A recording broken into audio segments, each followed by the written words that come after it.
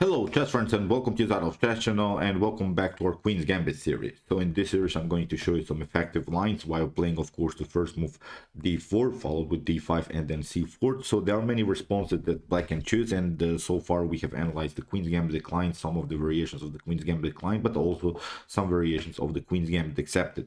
We have started recently now our battle against the Slav defense, especially against the so-called Semi-Slav defense, the Semi-Slav setup I've explained in my previous videos, and now comes, I think, the most important video of this series. I think this line that I'll show you happens many times. I had my trouble against this particular line, and I think it's one of the best ways here for black to proceed. I think it's one of the most aggressive lines that black can choose, and it's an effective line in order to get out of this positional mess of the exchange variation that I've explained to you in my previous video. So please, if you're following this video, please watch the series from the beginning, so from introduction video, part 1, part 2, part 3, and so on. I'll show you the link of our Queen's Gambit series in the at the end of the video, so you can check out all of our videos so far. So this line is special because black will accomplish one particular positional thing. It's trading off the light square bishops. Many times in the Semi-Slav setups, black has the trouble where to go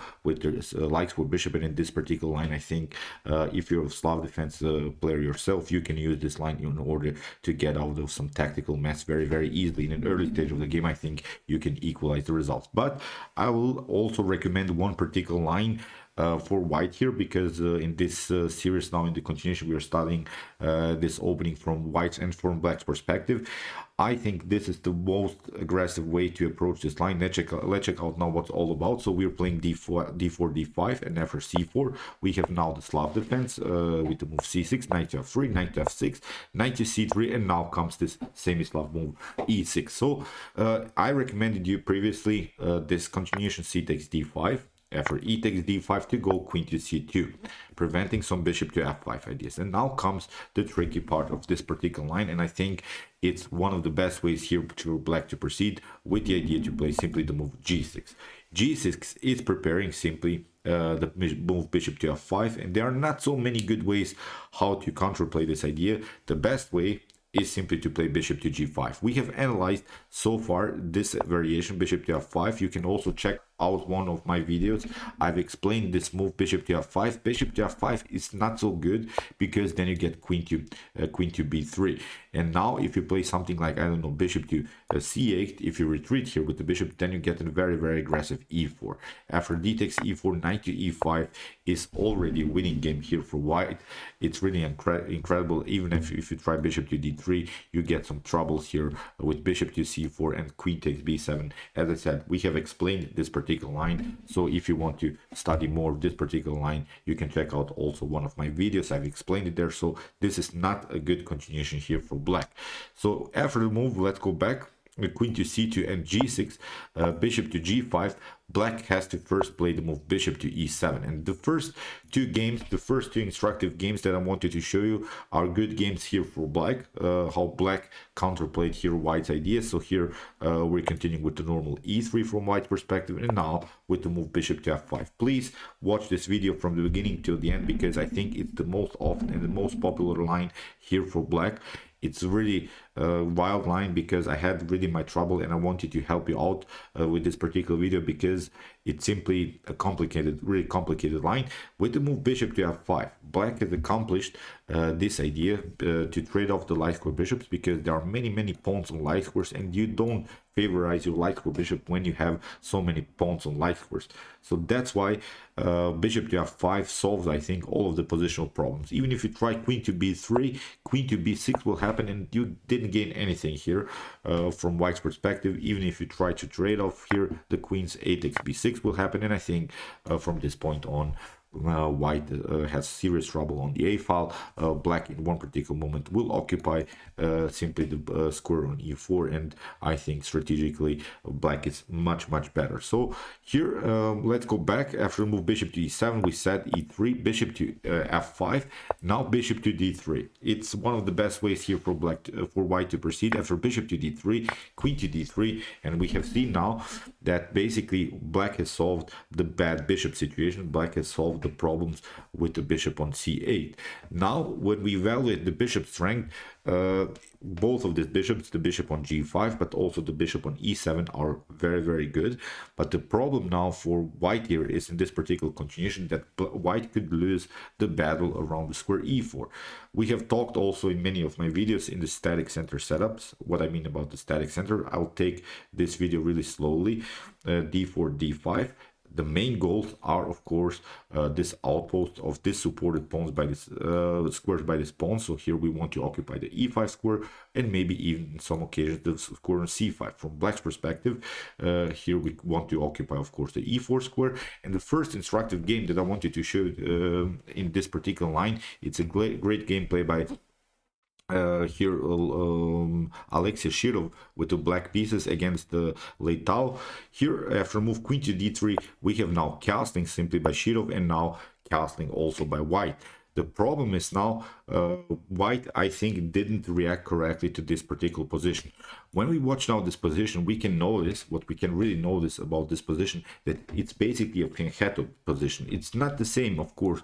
The bishop on g7 comes sometimes here, and we have really this normal fianchetto position. But with the move g6, actually, black has already played a fianchetto setup. How to play the best in the best way against the fianchetto? I think, in my opinion, one of the best ways is simply to queenside castle and then create a flank attack. So let's see now this example, how Shirov really destroyed here in the game with the black pieces. The normal ideas here, knight to d7, h3, rook to e8. Here after bishop to f4, you see white is searching for different opportunities with the bishop, because the problem is now, if this potential position goes into an endgame, if you could just imagine maybe the position without these 4 knights on the board, without the rooks, then black could be in a serious advantage, I think, because black's dark square bishop would be much better in a potential endgame. As I said, I just wanted to imagine the position without knights, without rooks on the board, maybe even without the queens. Then this bishop can always attack these pawns here, maybe going behind or something. On the other hand, white's dark square bishop is always stuck somehow to the defense of the dark square pawns. So that's why if we evaluate the bishop strength, I think in this particular case, black's dark square bishop is much better. So that's why here Leitao tried to find good opportunities on a new diagonal with the move bishop to f4. Here we have a5, here queen to c2, knight to b6. As we said, we want to simply occupy the c4 or e4 square in the continuation of the game. So that's simply black's goal. And with the move a5, I think Alexei Shirov played a great move, because you cannot block the position further with the move b3. If b3 happens, then of course we're playing simply a4. We can crack the position simply on the queen side. We can break the position. We can then afterwards even play something like bishop to b4, maybe after potential b3. So I think you simply lose the battle on the queen side. So here in the game, rook to e1, and now comes this idea, knight takes e4. You see how black managed to occupy this very important square on the board. It's a very liberating line here for black. If after move knight to e4, we have d takes e4, and the problem is now you cannot take after queen to e4, you get bishop to b4, discovered attack, and I think white is simply lost. So that's simply a mission accomplished here by black. Black has taken over now. Black has the space advantage here with this advanced pawn on e4, so you cannot take it in here. White was forced to play the move knight to d2, and now with the move f5, now we can create really some dangerous attacks. With even with h6 g5, the knight can be centralized here on the square d5. So I'm not going to show you now the whole game. The whole game will be in the description below. I hope you realize that here black is actually better. Black will cement this position around the square d5. Still, white has also great opportunities, but I think black has solved all of the positional problems after the trade of pieces on d3, after the move bishop takes d3, and then followed with queen takes d3. Now black has really a great game here. Let's see a couple more moves. a4, bishop to h2. So you see here Shirov found great ways how to activate these pieces. c5 was even a possibility, knight to c3, queen to b3, simply passing through. But now after d6, this was an isolated pawn situation. So as I said, I will show you this game in the description below. Maybe you can analyze it for yourself more with the Stockfish engine. I think it's not so important now to study some tactics here and similar ideas. You can really analyze the whole game with Stockfish evaluations of particular positions. but I still think that white is much better here, so that's why I think this is a great line for black to go. So let's see now another example. Here it's a gameplay by Temur Rajabov against Wang Yue. Here also Temur Rajabov, great player, had really some serious trouble to face this position. After move e3 bishop to f5, here Temur Rajabov tried queen to c1. He didn't want to trade off his light square bishops because we said when we watch the pawn structure, many pawns are on dark squares. So that's why you love your light square bishop.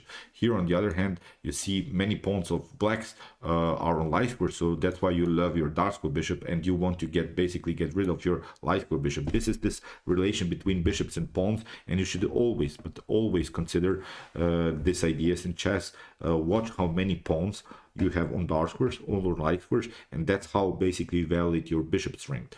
Then on the other hand, if the position is closed, then of course knights could be bad, could be good, pardon me. So if maybe the position could get open, then again you want to have your bishops on the board. So that's why always evaluate your piece strength, minor piece strength, because the minor pieces combined with pawns are simply the soul of the chess game. Of course rooks come into the game, but the rooks I think are directed pieces by some other pieces. The rooks come on an open file because the pawn structure allowed us to go here on maybe an open file, because that file suddenly opened, because you're not building strategies by rook play, you're building strategies with pawn structures, bishop's activity and knight's activity. That's I think a very important thing to realize. After move queen to c1, you see now how top grandmaster like Temur Rajabov has troubles here, because after again knight to e4, again white has lost I think the battle around the square.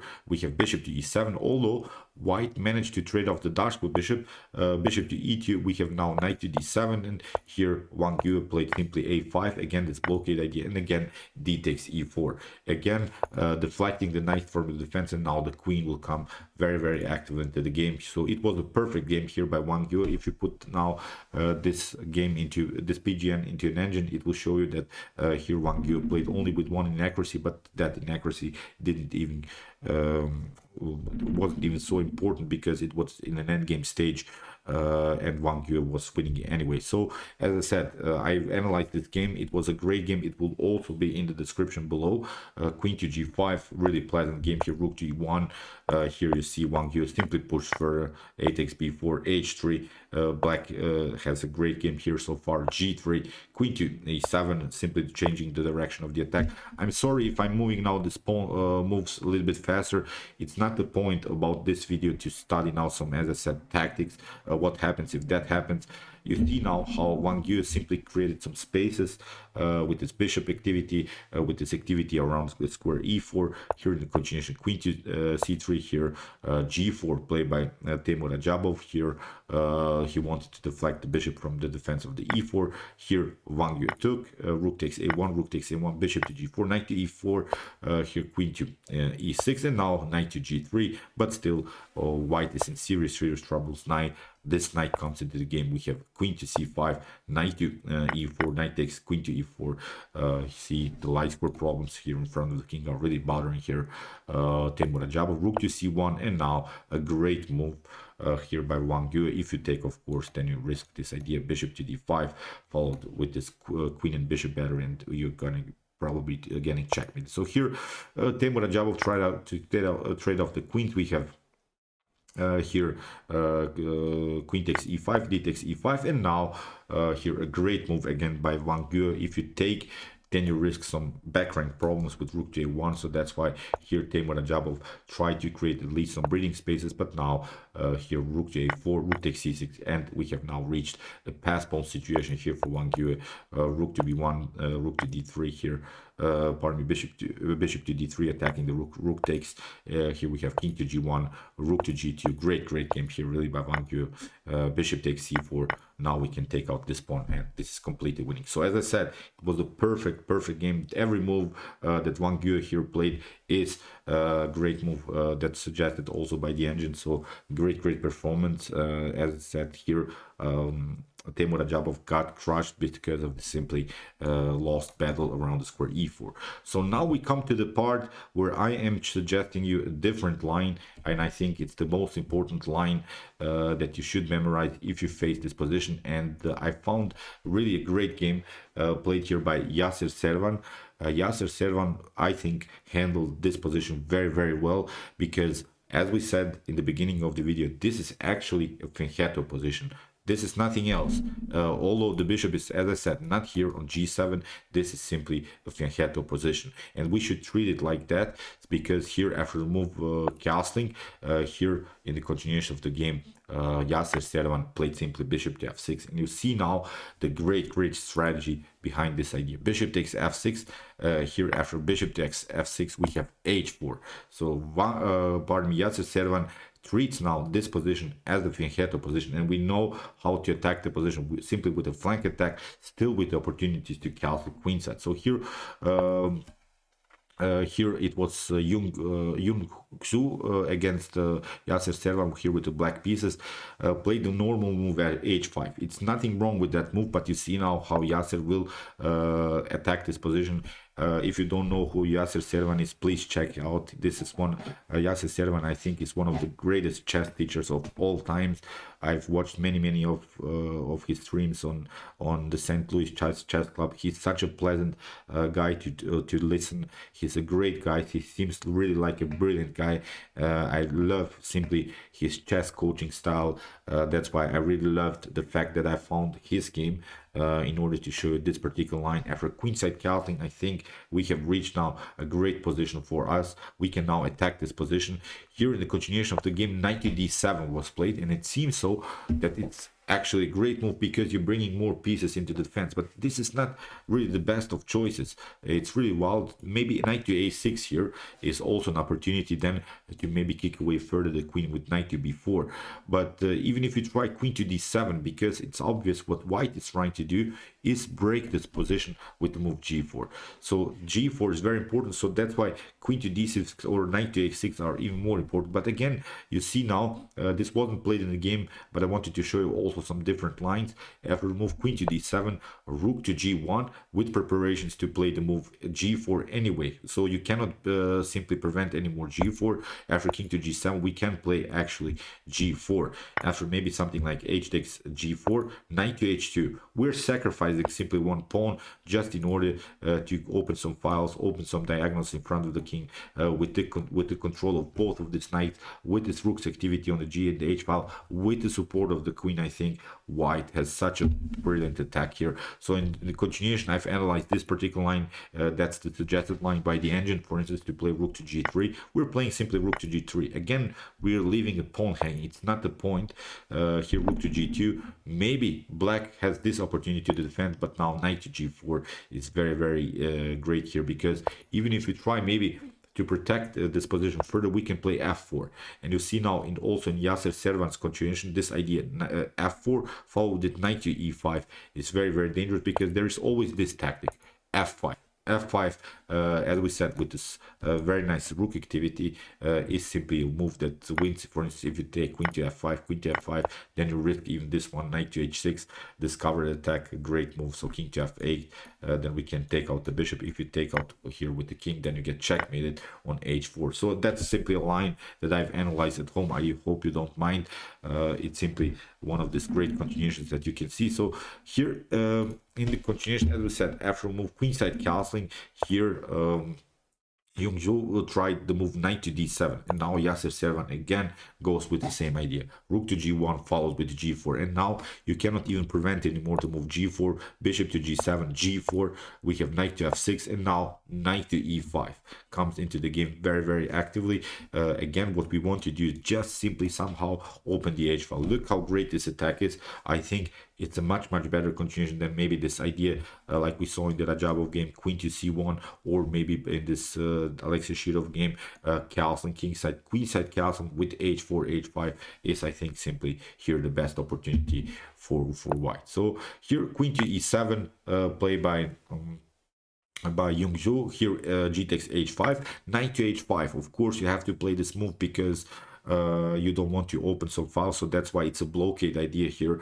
by black. F4, again the same idea. The problem is now, even if you take out this pardon me, even if you take out this very annoying knight here on e5, we'll simply open the position here with d takes e5 or d takes e5, slightly better, again followed with f5 idea. So it's simply a lost game here for black. So after move rook to e8 here, Yasser tried a very nice idea, knight to e2 followed with knight to g3. We want to simply get rid of this knight. This knight is the key defender, and if we go back to this position, after move bishop to f6, after bishop to f6, it's obvious that black doesn't have the key defender in front of the king like in many positions, and you know how black loves his knight here as a defensive piece around the square h7. So now this knight is simply too far away. So that's why, as we said, I like simply this Yasser variation with rook to g1, g4, knight to e5.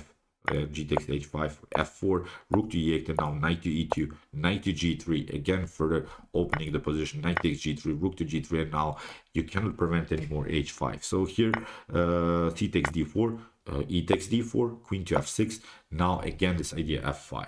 Even if you take here queen to f5, then simply we can take queen to f5, g takes f5, and now rook from h to g1, and it is simply the battle on the g file. You cannot protect anymore your bishop. So really wild stuff. So that's why here after move f5, rook to c8 was played, but king to b1, but white king is perfectly fine here. So you see black never got the opportunity to attack this position. Queen to a6, we have queen to a6 here by Yasser. We have f takes g6, bishop takes e5, d takes e5. We have now this continuation, rook to e5, here h5, rook to e6, and now Yasser simply took king to f7, and now simply pushing the pawn further. We have here rook to h8, but now rook to g7, now a new check, and now after rook to e5, here rook to e1 was played in this position.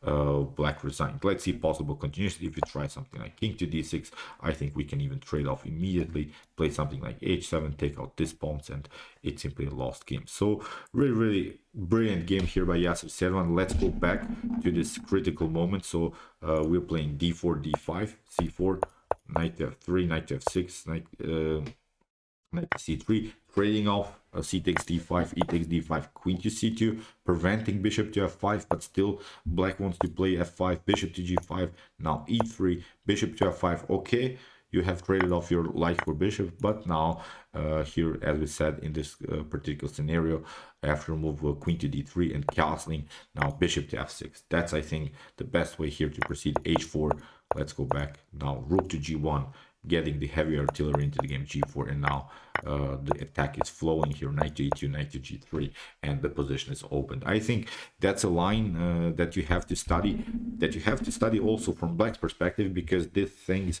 will happen to you. So you can maybe also check out some other lines, other opportunities. Please study this opening hard, because these things will happen to you. As I said, this is something that bothered me for a long time, and I found this great game by Yasser. It opened my eyes a little bit, because as we said, this position we should treat as a fianchetto position, not like something else, because it's a simple fianchetto position, and we know that we should sometimes in the fianchetto position simply castle on the opposite side and attack simply the fianchetto setup. So okay, I hope that you realize these ideas. Please, as I said, check out also my other videos before, because if you don't understand something, if you don't understand particular lines, I've explained some other lines in my previous videos.